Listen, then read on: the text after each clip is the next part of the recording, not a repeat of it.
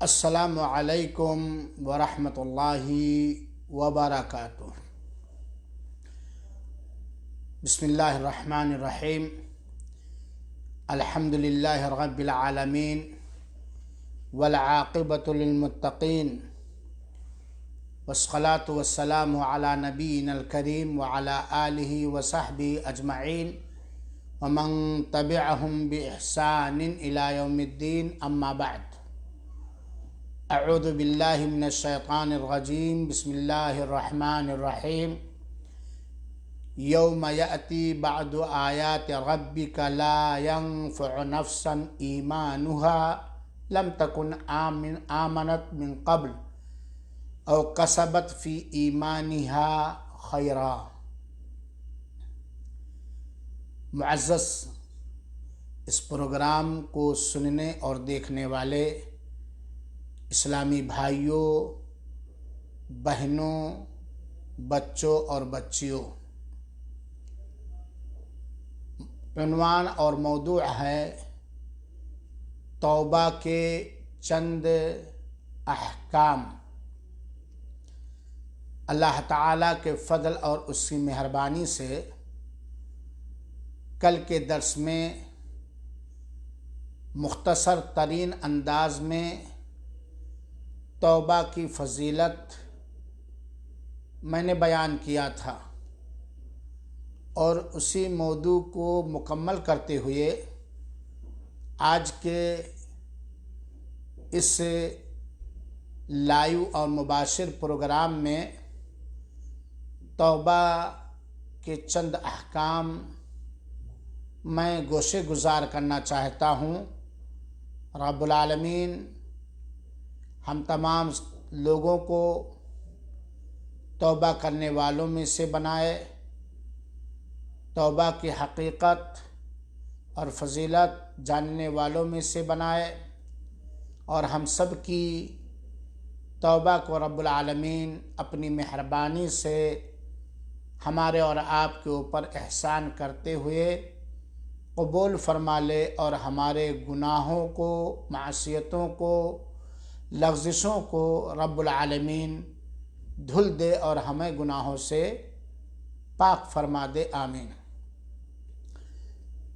قرآن اور صحیح احادیث کی روشنی میں علماء کرام نے توبہ کے سلسلے میں چند بنیادی اور اہم ترین فائدوں اور شرطوں اور چند احکام کو بیان کیا ہے۔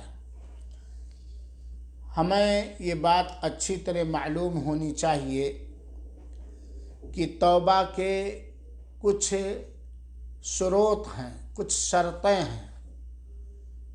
جب توبہ کرنے والا اپنی توبہ کے اندر ان شرطوں کو بجا لائے گا جو توبہ کے قبول ہونے کی شرطیں ہیں، تو انشاءاللہ العزیز اللہ تعالیٰ کی اجازت اور اس کے حکم سے توبہ قبول ہوگی۔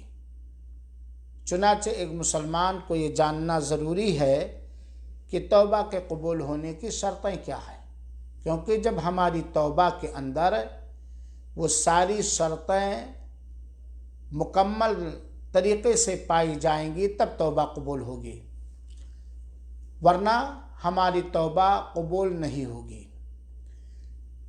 توبہ کے قبول ہونے کے شرطوں میں سے علماء کرام نے ذکر کیا ہے کہ توبہ اس وقت قبول ہوگی، اس وقت تک قبول ہوگی جب تک انسان بالکل موت کے آنے کا یقین نہ کر لے، اپنی آنکھوں سے موت کو دیکھ نہ لے، غرغرے کا ٹائم نہ ہو جائے، روح کے پرواز کرنے کا وقت نہ ہو جائے۔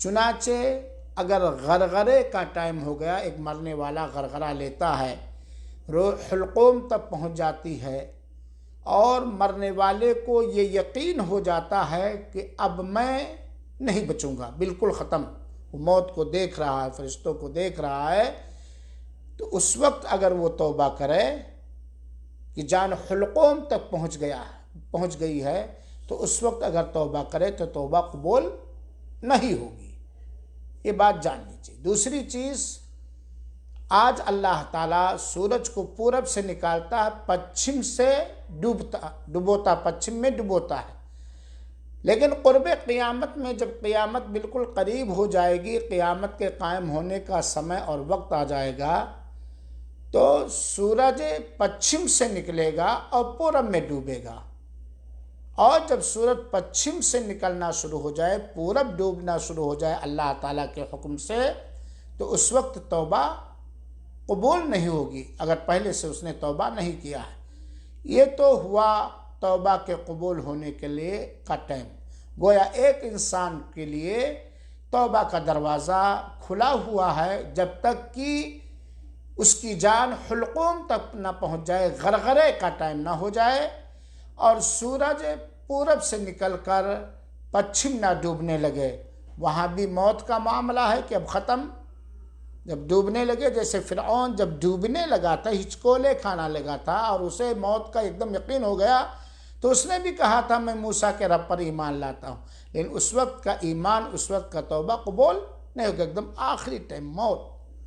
یا جب بالکل قیامت کے قائم ہونے کا انسان یقین کر لے کہ اب قیامت برپا ہو جائے گی، سورج پورب کے بجائے پچھم سے نکل رہا، پچھم میں ڈوبنے کے بجائے پورب ڈوبنے لگا ہے، تو قیامت کی بڑی نشانی، ختم، دنیا ختم ہونے والی۔ اس وقت اگر کوئی ایمان لانا چاہے، توبہ کرنا چاہے اپنے گناہ سے، وہ توبہ نہیں قبول ہوگا۔ یہ بات سمجھ گئے آپ لوگ؟ یہ وقت اور ٹائم کا، ورنہ پوری زندگی توبہ کا دروازہ کھلا ہوا ہے، ہمیشہ توبہ کرنا چاہیے اور اللہ تعالیٰ سے استغفار کرنا چاہیے۔ گویا توبہ کی شرطوں میں سے یہ ایک شرط یہ ہے کہ موت کے آنے سے پہلے روح کے حلقوم تک پہنچنے سے پہلے انسان کی توبہ قبول ہوگی۔ دوسری چیز، جب سورج پچھم سے نکلنے لگے گا اور پورب میں ڈوبنے لگے گا، تب اب اس کے بعد کوئی توبہ قبول نہیں ہوگی۔ تیسری شرط یہ ہے، جو سچی توبہ کرے گا، توبت نصوحہ، صادق توبہ، سچی توبہ کسی گناہ سے کرے گا، اس کی توبہ قبول ہوگی۔ ٹھیک ہے، ایک آدمی نے اپنے کسی پاپ سے، اپنے کسی گناہ سے اس نے توبہ، سچی توبہ کی، اور تو اس کی توبہ قبول ہو جائے گی، لیکن اس توبہ کے کرنے کے بعد پھر دوبارہ وہی گناہ اس نے کر لیا تو اسے دوبارہ توبہ کرنا پڑے گا۔ اسی طرح سے علماء کرام نے توبہ کے لیے چند شرطیں یہ بھی ذکر کیا ہے کہ بندہ رب کے سامنے دل کی سچائی سے، دل کی حاضری کے ساتھ احساس کرتے ہوئے اپنے گناہ پر شرمندہ ہو، اللہ تعالیٰ سے اپنے گناہ کا اعتراف کرے، لا الہ الا انت سبحانک انی کنت من الظالمین، یقین اے اللہ تعالیٰ تو پاک ہے، تیرے علاوہ کوئی معبود نہیں، میں ظالم ہوں، یعنی اعتراف کرے، اقرار کرے، پشیمانی کا اظہار کرے، شرمندگی اور ندامت کا اظہار کرے، اعتراف کرے۔ دوسری چیز یہ بھی علماء نے ذکر کیا ہے قبول توبہ کے شرطوں میں سے، کہ اس گناہ کو مکمل جڑ سے اکھاڑ کر پھینکنے کا پکا عزم اور ارادہ کرے، اپنی نیت میں سچا ہو، ارادہ کرے۔ ہاں اگر ارادہ کیا لیکن پھر بعد میں ہوگا تو پھر توبہ کرے۔ تیسری چیز کہ آدمی اس گناہ کو جڑ سے اکھاڑ پھینک دے، کبھی اس کے قریب نہ جائے۔ مثال کے طور پر ایک آدمی بے نمازی تھا، اس نے توبہ کیا اپنے اس بڑے گناہ پر، تو اب اس پر پشیمہ بھی ہو، شرمندہ بھی ہو، نادم ہو، اعتراف کرے کہ اللہ مجھ سے کوتاہی ہوئی، سستی ہوئی، میں نے نماز نہیں ادا کی، چھوڑے رہا اتنے دن تک، اور نماز اب پابندی کے ساتھ نماز پڑھنے کا عزم کرے اور نماز چھوڑنے کا بالکل توبہ کر لے اور نماز پڑھنا شروع بھی کر دے. یہ نہیں کہ اگلے جمعہ سے میں پڑھوں گا نہا کر کے. ہاں یہ ہوا اللہ کے حقوق سے تعلق. لیکن اگر کوئی گناہ بندوں کے حقوق سے منسلک اور مرتبط اور سمبندھت ہے، متعلق ہے، جیسے کسی کو گالی دیا، کسی کی غیبت کی، کسی پہ تہمت لگائی، کسی کی عزت ریزی کی، کسی کا حق مار لیا، کسی کا مال غصب کر لیا وغیرہ وغیرہ، تو وہ اس معاملے میں کو اپنے اس بھائی سے معاملہ صاف کر لے، گلو خلاصی کر لے، اس کا حق واپس کر دے یا معافی تلافی کر لے. یہ توبہ کی مجموعی شرطیں علماء کرام نے قرآن و احادیث سے استدلال کرتے ہوئے ذکر کیا ہے. لہذا ہمیں اس میں سمجھنا چاہیے. اور توبہ کرنے سے اپنا ہی فائدہ ہے، دنیا کے اندر بھی اور آخرت کے اندر بھی. اور اللہ تعالیٰ نے جو یہ موقع دیا ہے اسے ہمیں غنیمت سمجھنا چاہیے. کل کے درس میں نے بتلایا تھا کہ اللہ کے رسول فرماتے ہیں میں دن بھر میں 100 مرتبہ توبہ و استغفار کرتا ہوں. تو ہمیں کثرت سے توبہ کرنا چاہیے. چنانچہ میرے بھائیو اور ساتھیو، اللہ تعالیٰ نے سورہ انعام کی آیت نمبر 158 کے اندر بیان فرمایا، یوم یاتی بعد آیات ربک، جس دن تمہارے رب کی چند نشانیاں آ جائیں گی، یعنی قیامت کی نشانیاں آ گئی کہ اب قیامت قائم ہونے والی. سورج کیا کہتے ہیں پچھم سے نکلنے لگا، پورب ڈوبنے لگا. لا ينفع نفسا ایمانہا، چاہے موت کا ہو چاہے سورج کے طلوع و غروب میں فرق ہو، اس وقت کسی آدمی کو اس کا ایمان فائدہ مند نہیں ہوگا اگر اس نے اس سے پہلے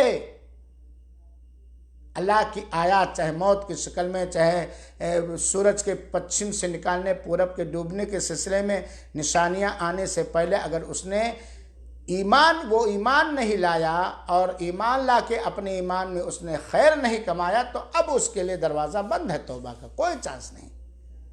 موت نشانی آ گئی. عطا رحمان سعیدی اب محسوس نہیں، یقین کر رہے، موت کو دیکھ رہے کہ حلقوم سے روح پرواز کرنے والی. اب توبہ کرے، توبہ قبول نہیں ہوگی. سورج پورب سے نکلنے کے بجائے پچھم سے نکلنے لگا، پورب میں ڈوبنے لگا. اب کہیں ہاں بس اب تو قیامت، اب اللہ توبہ میں لا الہ الا اللہ اشہد ان لا الہ الا اللہ اشہد ان محمد، توبہ قبول نہیں ہوگی. اس آیت کریمہ سے بات معلوم ہوئی. اسی طریقے سے سورہ نساء کی آیت نمبر 17 اور 18 کی تفسیر اس موضوع پر ہمیں اور آپ کو ترجمہ اور تفسیر کے ساتھ پڑھنا چاہیے. اللہ تعالیٰ نے فرمایا انما التوبۃ علی اللہ للذین یعملون السوء بجہالہ ثم یتوبون من قریب فاولئک یتوب اللہ علیہم وکان اللہ علیما حکیما. یقیناً اللہ تعالیٰ پر توبہ قبول کرنا ان لوگوں کے لیے ہے جو انجانے میں جہالت کی وجہ سے، نادانی ناسمجھی کی وجہ سے برائی کر بیٹھتے ہیں، اور برائی کرنے کے فوراً بعد احساس ہوتا، فوراً وہ توبہ کرتے ہیں. جہالت کی وجہ سے، نادانی کی وجہ سے، کسی وجہ سے وہ گناہ کر ڈالے، لیکن فوراً ہی جتنے جلدی ہو سکتا ہے وہ اپنے اس گناہ سے توبہ کرتے ہیں. فَأُولَئِكَ يَتُوبُ اللَّهُ عَلَيْهِمْ، ایسے ہی لوگوں کی توبہ اللہ تعالیٰ قبول کرتا ہے، اور اللہ تعالیٰ جاننے والا اور حکمت والا ہے. وَلَيْسَتِ التَّوْبَةُ لِلَّذِينَ يَعْمَلُونَ السَّيِّئَاتِ، ان لوگوں کے لیے توبہ نہیں ہے، ان لوگوں کی توبہ قبول نہیں ہوگی جو برابر مسلسل کانٹینیو لگاتار دن رات اٹھتے بیٹھتے چلتے پھرتے برائیوں پہ برائیاں، معصیتوں پہ معصیتیں، نافرمانیوں پہ نافرمانیاں کرتے رہتے ہیں. حتی اذا حضر احدہم الموت، یہاں تک کہ جب ان میں سے کسی کے پاس موت حاضر ہو جاتی ہے، حلقوم گرگلے کا ٹائم آ گیا، لاؤ پانی ڈالو، ابا مرنے والے ہیں، امی مرنے والی ہیں، لاؤ. حلقوم موت حاضر ہو گئی. اب وہ کہا ہے قال انی تبت الآن، اب میں توبہ کرتا ہوں، تو اس کی توبہ قبول نہیں ہے. اور وَلَلَّذِينَ يَمُوتُونَ وَهُمْ كُفَّارٌ، اور ان لوگوں کی بھی توبہ قبول نہیں ہوگی جو حالت کفر میں مرتے ہیں. موت سے پہلے کہیں اشہد ان لا الہ، ایمان لائے نہیں. اولئک اعتدنا لهم عذابا علیما، ایسے لوگوں کے لیے اللہ تعالیٰ کہتا ہم نے ان کے لیے دردناک عذاب تیار کیا. تو اگر کوئی آدمی لگاتار مسلسل گناہ پہ گناہ، معصیت پہ معصیت، نافرمانی پہ نافرمانی کرتا رہتا ہے، جب تک صحت ہے، تندرستی ہے، مال ہے، سوجھ بوجھ ہے، گناہ ہی کرنا، فجر کے وقت اٹھنا، فجر سونا، پھر فوراً یہ گناہ، گھر میں بیٹھے غیبت و چغلی، نماز نہیں پڑھنا ہے، ان کی برائی ان کی برائی، ان کا ہڑپ کر لو، ان کا مار لو، گناہ کرتے رہتے ہیں۔ لیکن جب مرنے کا ٹائم آ جاتا، ہارٹ اٹیک آتا ہے، تو پتہ چل جاتا کہ اب تو بچے گا نہیں، ایکسیڈنٹ ہو گئے، اب تو بچے گا نہیں۔ وہ دیکھ رہا، مرنے والا دیکھ رہا کہ ملک الموت آ چکے ہیں، روح غرغرے کا ٹائم اگر روح حلقوم تب پہنچ چکی، یہاں تب بس پک سے نکلنے والی ہے۔ اب اس وقت کہیں اب میں توبہ کرتا ہوں، اب میں نماز پڑھوں گا، اب میں یہ کروں گا، اب میں یہ گناہ نہیں کروں گا، تو ان کی توبہ قبول نہیں ہوگی، وقت ختم ہو گیا۔